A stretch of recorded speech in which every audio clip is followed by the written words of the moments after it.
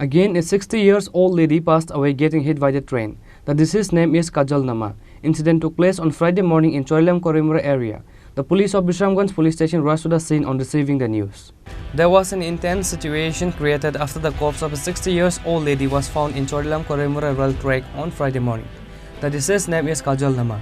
The corpse was later taken to Bisramganj Primary Health Center.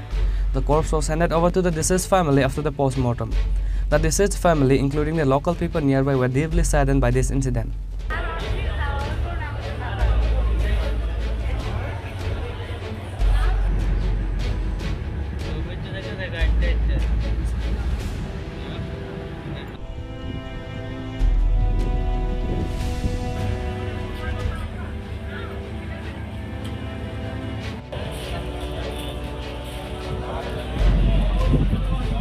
Bureau Report, Chini, Khorang.